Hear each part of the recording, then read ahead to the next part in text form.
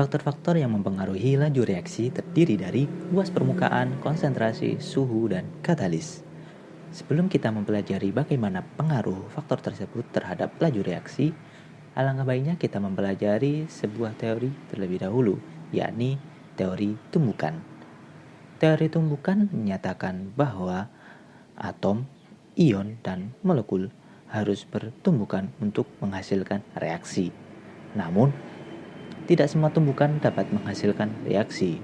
Agar tumbukan bisa menghasilkan reaksi, ada beberapa hal yang harus diperhatikan. Pertama, orientasi tumbukan harus tepat. Kemudian yang kedua, energinya harus cukup. Untuk lebih memahami hal tersebut, mari kita simak reaksi berikut. Berikut adalah reaksi dari nitrogen dioksida dengan karbon monoksida.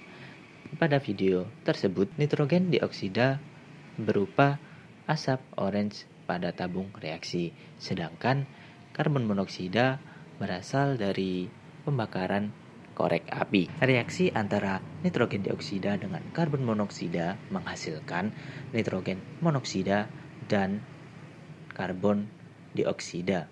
Nah, sekarang mari kita kaitkan reaksi tersebut pada teori tumbukan.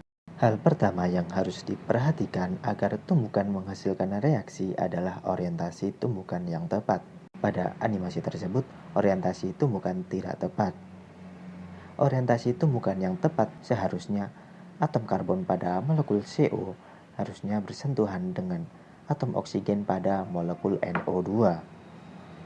Namun pada animasi tersebut, atom karbon pada molekul CO tidak bersentuhan dengan atom oksigen pada molekul NO2, sehingga kedua molekul tersebut hanya saling memantul. Hal kedua yang harus diperhatikan agar tumbukan menghasilkan reaksi adalah energinya harus cukup.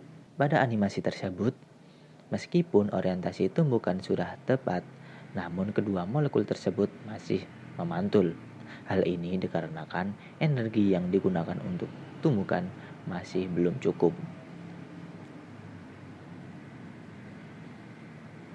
Agar energinya cukup, maka energi tersebut harus mencapai energi minimum untuk terjadinya reaksi atau energi aktivasi. Ketika tumbukan sudah pada orientasi yang tepat, kemudian energinya juga sudah cukup, maka tumbukan tersebut akan menghasilkan reaksi, seperti pada animasi berikut. Tumbukan tersebut menghasilkan reaksi dan menghasilkan produk berupa NO dan CO2.